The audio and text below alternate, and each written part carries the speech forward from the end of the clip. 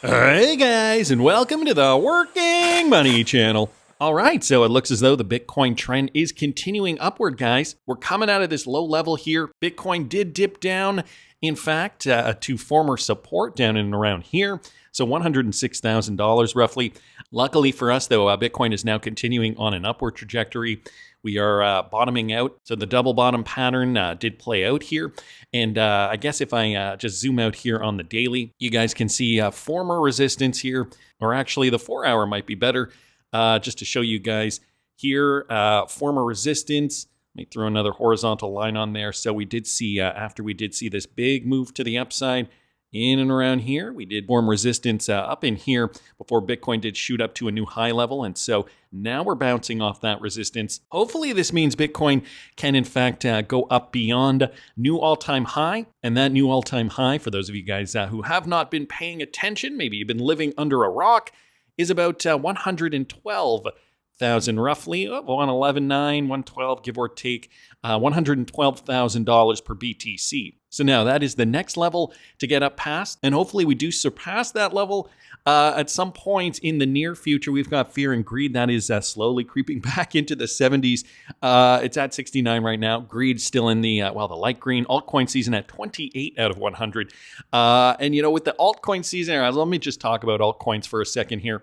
For altcoins, even though we are seeing altcoins generally speaking in the green, at the moment, and obviously some are doing better than others. We're seeing Cardano's up by over 2%, same with Solana, XRP only up by 0.8%, and then there are some others like Hypecoin up double digits, 12.31% down here.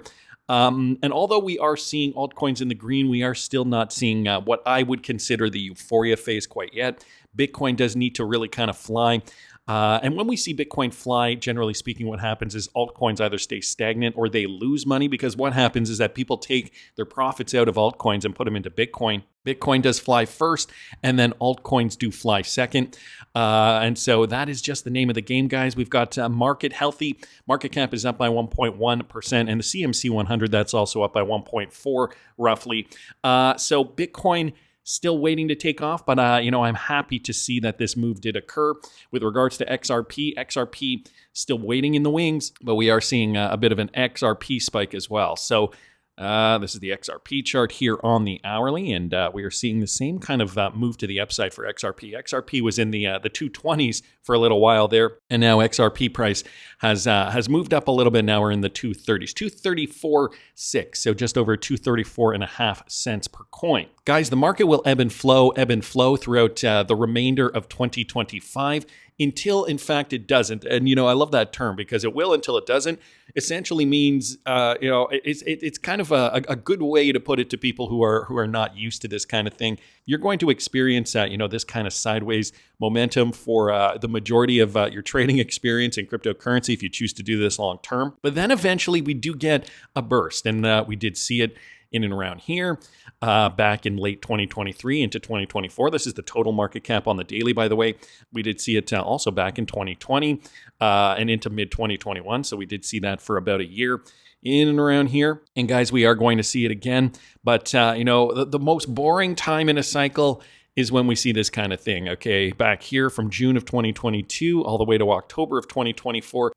Yes, we did see higher highs, and then it came back down, lower lows before it really did shoot up. And let me remind you, this period of time over here, that was over 2 years, guys. This 870 whatever days, lots, okay? Many days of just kind of sitting around waiting for price to move.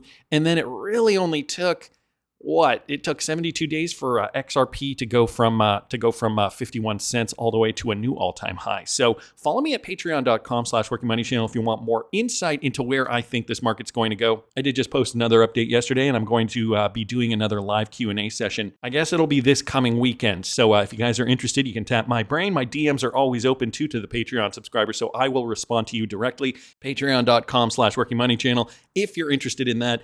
How digital cash will rise in the US versus Europe, this courtesy of Smoke here. So we've got a bit of a, informal battle between CBDCs and stablecoins in Europe, okay? they are going to dominate. According to Smoke, CBDCs are what they are looking at. But in the United States, guys, it's going to be stablecoins. So for the United States, every stablecoin in circulation indirectly fuels demand for U.S. debt. This is why the United States won't outright ban stablecoins, but will work to shape and regulate them in a way that ensures they remain a net positive for dollar hegemony. And this bodes well for obviously Ripple's RLUSD and other stablecoins in the space too. Expect tighter regulations, but also incentives for stablecoin issuers to stay compliant under US jurisdiction. But for Europe is playing a very different game. The MiCA regulations or MiCA regulations, regulations, strict requirements on Euro stablecoins show that the EU isn't trying to compete with US stablecoins. It's trying to limit their influence while preparing the ground for a digital Euro central bank digital currency or a CBDC. So the American versus European approach to tokenizing cash in the digital era, it's even been stated in this report here. Every stablecoin in circulation directly fuels demand for US debt. So it is in the best interest of other countries, jurisdictions, whether it's Europe or China or whatever, to create their own stablecoin or to band together with other countries, maybe the BRICS nations as another example, to create their own stablecoin to debase US dollar dominance. Well, for the United States, though, it is in their best interest to have the US dollar remain as a globally liquid and readily available, usable, popular currency used for trade. So this is why it is in the US's best interest to shape regulation around stablecoins rather than banning it altogether. So another interesting perspective here, I guess. We do have others in the space commenting on stablecoin regulation, commenting on Ripple's RLUSD specifically. It was interesting to hear Charles Hoskinson talk about this. Cardano founder offers to support XRP DeFi by integrating the RLUSD for free. So he's saying, even though he's the creator of Cardano, a competing cryptocurrency, he's saying, I'm going to offer support for XRP DeFi. It'll only help the situation if the RLUSD is integrated. This courtesy of John Squire here. Listen to this. What we told them is, look, we're here to help. We believe XRP DeFi is very important. And obviously a stablecoin is a huge component of that. We would like to find a path to get real USD on Cardano. What they said is, in principle, it sounds interesting, but a lot of things have to be figured out about, well, how exactly would that work? And how would integration work in these other things? So, and also, do they want to go through a routing like layer 0, which is starting to happen with a lot of these guys, or do they want a direct integration and issuance with it? So we said, look, we'll do the integration for free because we like the XRP community, but we're still ongoing conversations of whether we can come to terms and if that makes sense for both parties. But we're also looking at other options for the ecosystem as a whole. So Charles Hoskinson open to integrating RLUSD on chain. This will help the XRP DeFi, but also, he sees the broader picture. He realizes that cooperating is better than just working in a little tech silo there and just working on your chain and your chain only. So supporting XRP DeFi by integrating the RLUSD. I love hearing stuff like that. Teamos is also introducing a generative AI tool, guys, to accelerate banking product development. In yesterday's video, I did talk about Teamos a little bit. I will link that video up here if you guys didn't catch it. They're one of the bigger Ripple partners, have been partnered up with Ripple for a very long time. They're a banking software provider, and they've just introduced the Teamos product called the Managing Copilot at the Teamos Community Forum 2025 held in Madrid, Spain. And this is a new tool aimed to assist banks in the redesign, launch, and testing and optimization of financial products with the use of generative AI. So, the first step, of course, was the blockchain technology, the DLT.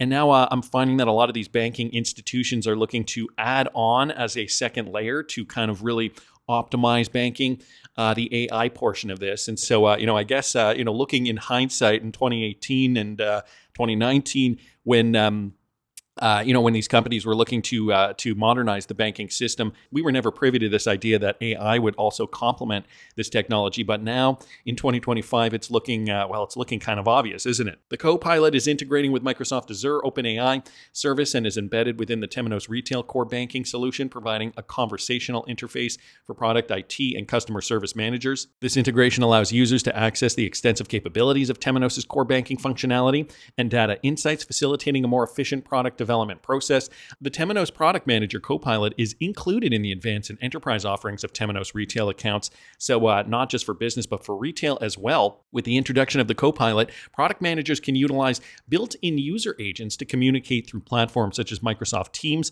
to develop, test, and launch new products. So big news here for another Ripple partner, Teamos. They've been integrated with Ripple for almost a decade now, if not probably around it. I think maybe 2015 or 2016 was when Teamos initially did partner up with Ripple. I don't have the dates on that, although I guess I could look it up. I want to say it was, if I were to guess, 2016. I think it was this one down in here.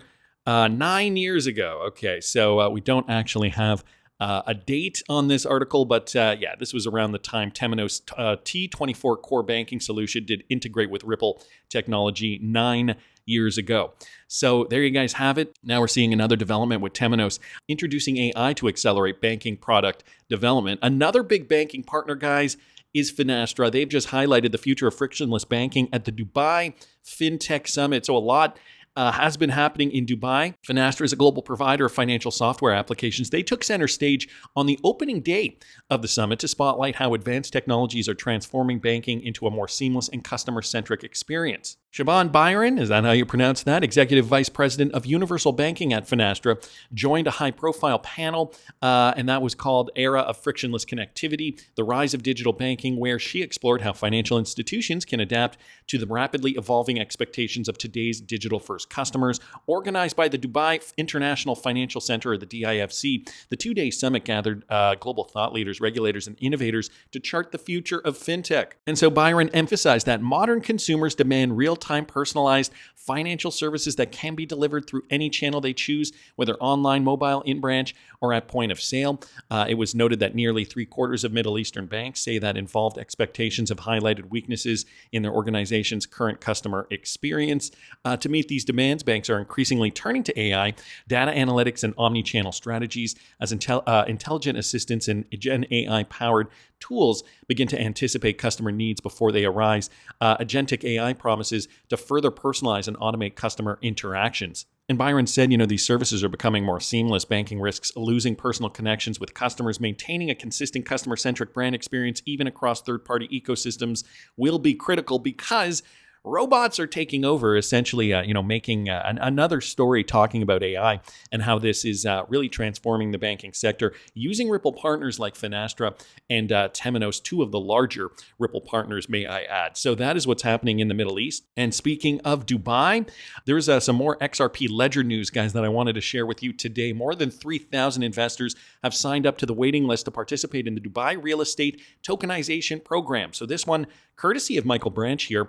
And so check this out. According to ALGO, a massive number of participants have joined the waiting list because they're interested in this project. The real estate tokenization project is the first in the Middle East and North Africa, so the MENA region, with the pilot launched on March the 16th, so a couple of months ago now. The DLD partnered with Primeco Mint and Control Alt to tokenize ownership deeds of real estate property ownership by the government. The department now plans to offer fractional ownership of these properties to investors. So exactly what we had said before is now occurring. The idea that tokenized real estate is going to be a reality, and it's starting out in Dubai. Presently, only cardholders, Emirates cardholders, official residents of the United Arab Emirates can participate in the program. Despite the eligibility limit, many investors have shown interest, though, in the project. So, you can own a portion of real estate with your friends or family or whoever, really, and it'll be tokenized on the XRP Ledger, guys. So Ripple X did also post this on Twitter X. The Dubai Land Department's pioneering real estate tokenization project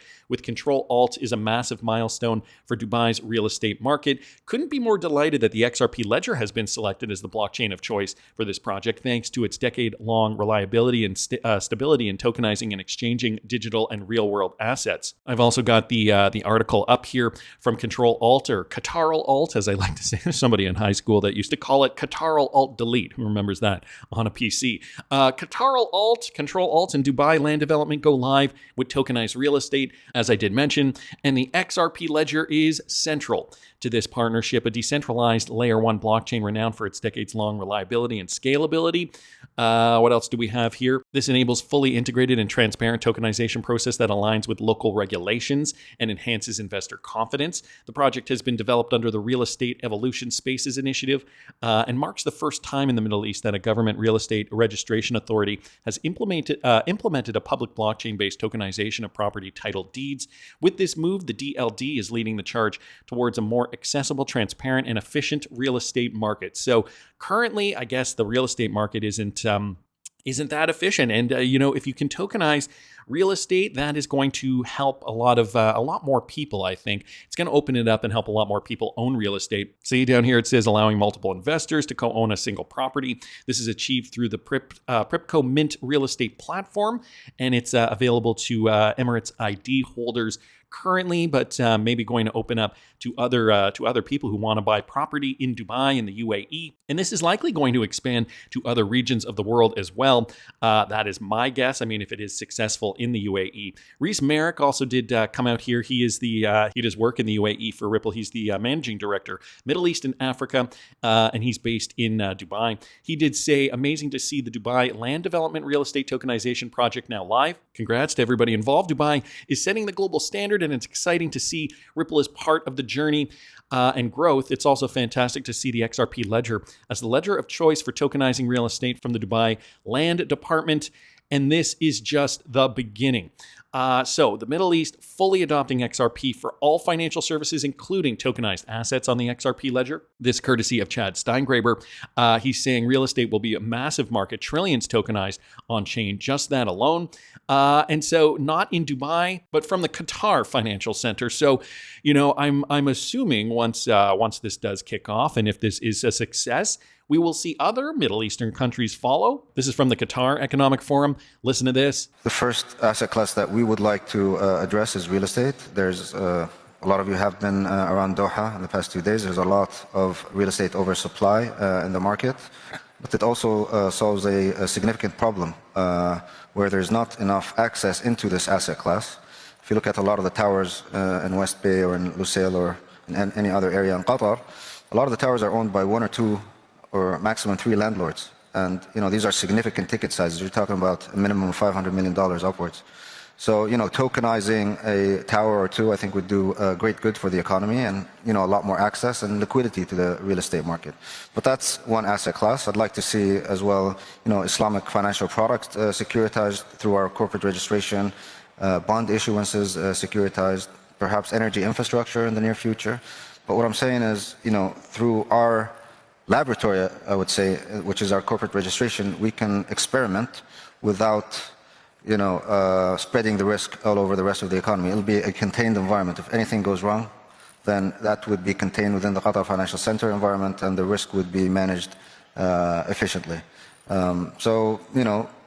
A lot of assets, I think. But we're going to start with real estate, and then we're going to start with financial products as well. So starting with real estate, moving into financial products. Guys, the future is here, starting in the Middle East, in Dubai. So we're actually going to see tokenized real estate. And, as we're seeing here, the head of the financial center in Qatar, I'm sorry, I didn't catch his name, but he is saying, we're going to also start with real estate and continue tokenizing other assets on chain. Considering the XRP ledger is already being used in the UAE, this is a great step to see more XRP adoption. Hopefully, we're going to see that on chain in the coming months. So adding to the demand for XRP, getting the price to rise. Currently, we are still in a spec market. We're still watching the market move based on Bitcoin moves. For more information, though, on where I think this market's going to go, you can follow me at patreon.com/workingmoneychannel. And I also wanted to mention that I have the Working Money Channel merch store up. So if you guys are thinking of, if you want to support the channel, and again, I don't want to pressure anybody, but if you're looking to support the channel in a different way, I think I got some pretty cool products here, like the XRP Send It Astronaut Tee, one of the more popular ones. Link is in the description of the video,